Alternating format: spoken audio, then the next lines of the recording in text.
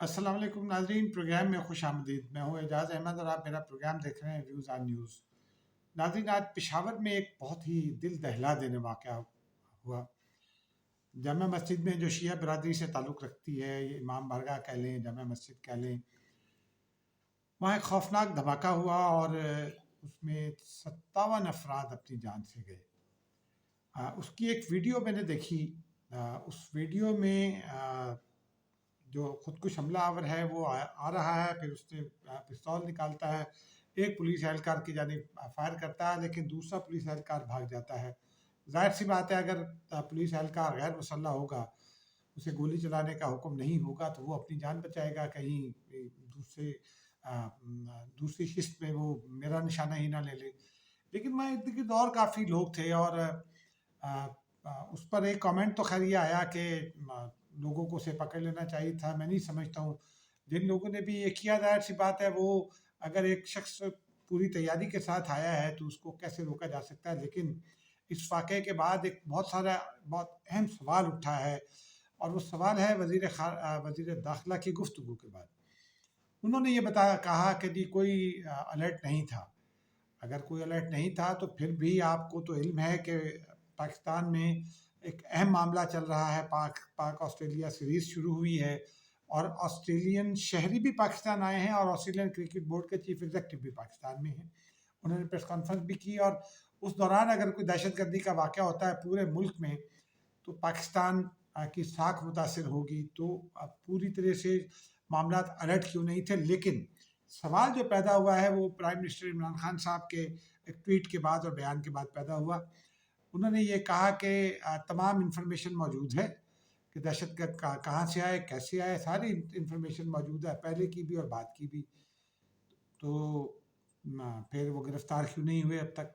अगर इंफॉर्मेशन मौजूद थी तो तदारुक क्यों नहीं किया गया? और फिर कुछ लोगों ने वज़ीर-ए-आज़म इमरान खान ही का एक पुराना ट्वीट और फिर बयान रीट्वीट करना शुरू किया। मैं उसे मुनासिब नहीं समझता हूँ, क्योंकि जो लोग सियासत करते हैं वो एक वक्त में एक बात कर रहे होते हैं, लेकिन जब वो हुकूमत में आते हैं तो दूसरी बात करते हैं। मैं आपको एक वाक़या सुना देता हूँ। शमसी एयरबेस अभी अमेरिका के हवाले नहीं हुआ था, लेकिन 87 में 88 में बहुत तवातुर के साथ अकबर बुगटी साहब ने ये बयानात दिए कि बलूचिस्तान में अमरीकी अड्डे हैं। और मैं उन दिनों में हैदराबाद में था, नई नई सहाफ़त शुरू की थी। बुगटी साहब हैदराबाद तशरीफ़ लाए तो मैं गया उनसे मिलने, उनका इंटरव्यू करने। उस गुफ्तगू में भी उन्होंने इस बात को दोहराया। तो मैंने उनसे पूछा कि आपके पास क्या एविडेंस है? तो उन्होंने कहा कि मुझे पता है, मैं बलूचिस्तान का सियासतदान हूँ, और बहुत उन्होंने बातें कही। फिर वो चीफ मिनिस्टर बन गए और मैं लाहौर आ गया। चीफ मिनिस्टर के तौर पर जब लाहौर आए तो मीट दी प्रेस के लिए लाहौर प्रेस क्लब तशरीफ़ लाए। मैंने उनसे दोबारा सवाल किया और मैंने उनसे पूछा कि अब आप चीफ मिनिस्टर हैं तो आप अब बताइए कि क्या बलूचिस्तान में अमरीकी अड्डे मौजूद हैं?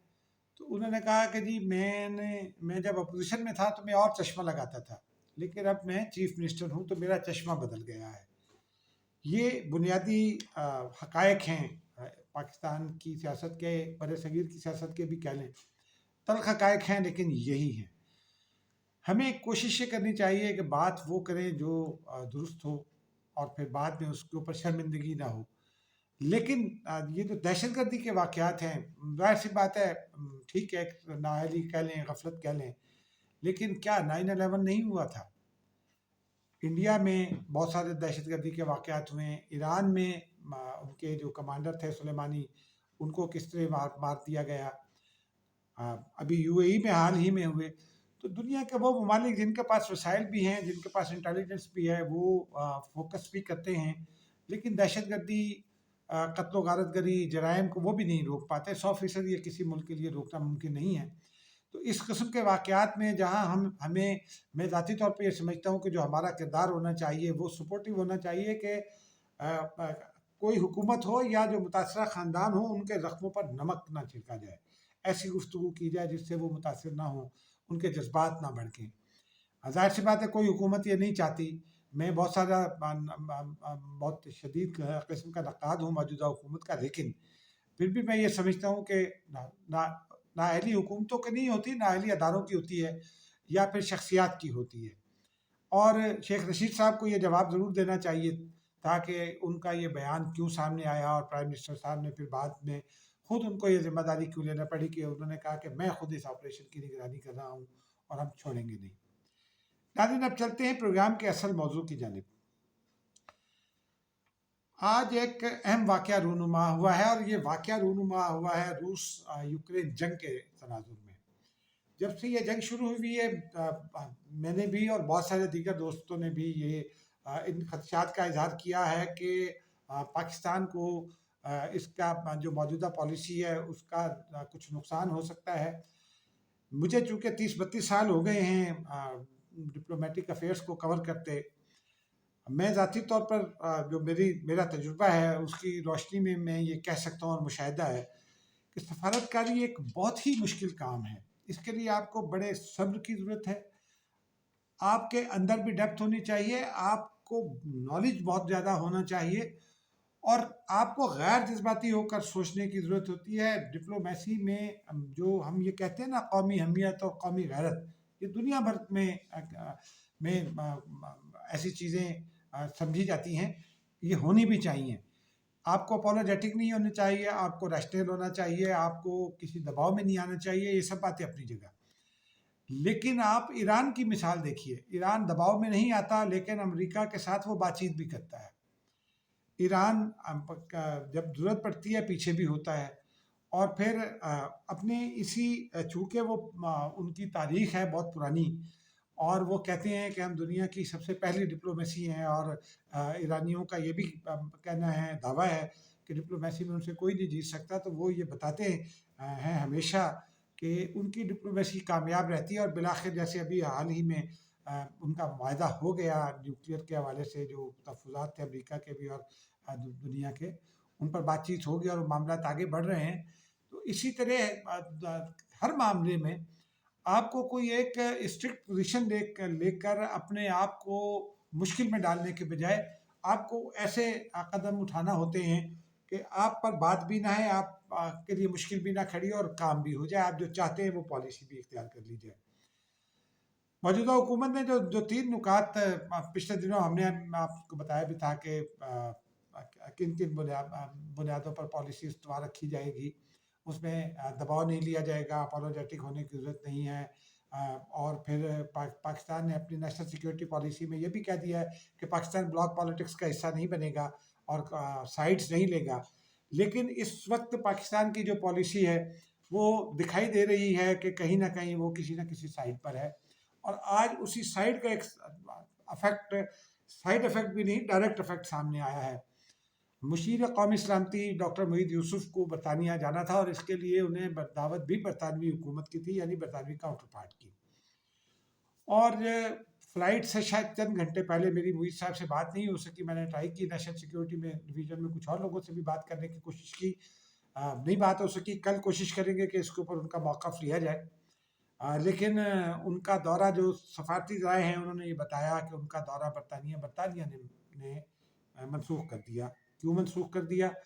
बरतानिया, जिसके बारे में पीटीआई के दोस्त ये कहते नहीं थकते कि जनाब वो तो बोरिस जॉनसन तो इमरान खान साहब के बड़े फ़ैन हैं, उस बरतानिया ने ये दौरा मनसूख किया क्योंकि वज़ीर-ए-आज़म पाकिस्तान ने रूस का दौरा किया था, और वो उस दिन वहाँ मौजूद थे जिस दिन हमला हुआ। यूरोपीय यूनियन और बरतानिया बड़े ट्रेड पार्टनर हैं, और वो पाकिस्तान से मुतालबा कर रहे हैं कि वो उनके मौक़िफ़ के साथ खड़ा हो, यूक्रेनी अवाम के साथ खड़ा हो। पाकिस्तान ने बहुत वाज़ेह लाइन ली हुई है। अक़वाम मुत्तहिदा में जो वोटिंग हुई रूस के ख़िलाफ़, उसमें भी हिस्सा नहीं लिया।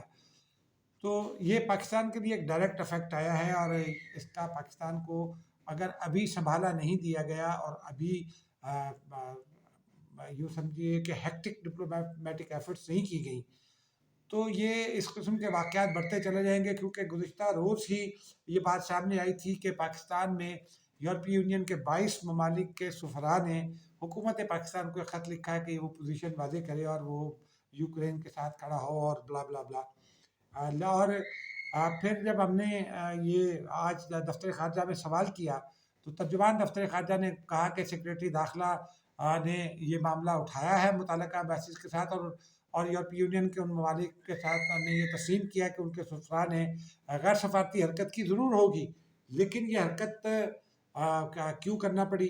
اور پھر پاکستان کے لیے ایک اور جو اس کا انڈائریکٹ نتیجہ ہے کہ پاکستان 27 میں سے 26 نکات پورے کر چکا ہے اور 27واں نقطہ بھی آدھا مکمل کر لیا ہے۔ ابھی چند روز پہلے ہی ایک آرڈیننس جاری کیا گیا ہے جس میں ریئل اسٹیٹ میں جو بزنس ہے اس میں انویسٹمنٹ کے حوالے سے کچھ حدود و قیود مقرر کر دی گئی ہیں۔ منی لانڈرنگ اس میں ثابت کرنا پڑے گی، انڈرٹیکنگ دینا پڑے گی انویسٹ کرنے والے کو کہ منی لانڈرنگ کا پیسہ نہیں ہے۔ اس کے باوجود پاکستان کو جون تک پھر گرے لسٹ میں رکھنے کا فیصلہ کیا گیا ہے، اور پاکستان کے لیے یہ ڈپلومیٹک ہزیمت ایک طرح کی کہی جا سکتی ہے کہ ایک بڑے ڈگنیٹری کا، اور ڈاکٹر محی یوسف میں ان کی بڑی رسپیکٹ کرتا ہوں، بہت پڑھے لکھے آدمی ہیں اور بہت بیلنسڈ اپروچ کے آدمی ہیں، ان کا دورہ برطانیہ نے منسوخ کیا۔ برطانیہ جسے جمہوریت کی ماں کہا جاتا ہے، سفارتکاری کی بھی ماں کہا جاتا ہے برطانیہ کو، تو ہمیں یہ سوچنا چاہیے کہ کہیں ہم غلط تو نہیں ہیں، کیونکہ ساری دنیا اگر ایک طرف ہو تو پھر تھوڑا سا اپنے پالیسیز پر بھی نظر ڈالنا فرض بنتا ہے۔ یہ میں نہیں کہتا، ایک ہمارے پرانے سینئر سفارتکار تھے مرحوم ہو چکے، ان کے منہ سے میں نے یہ الفاظ سنے تھے، آج آپ کو اپنے منہ سے دہرا دیے۔ ناظرین اب تک کے لیے مجھے اجازت دیجیے، خدا حافظ۔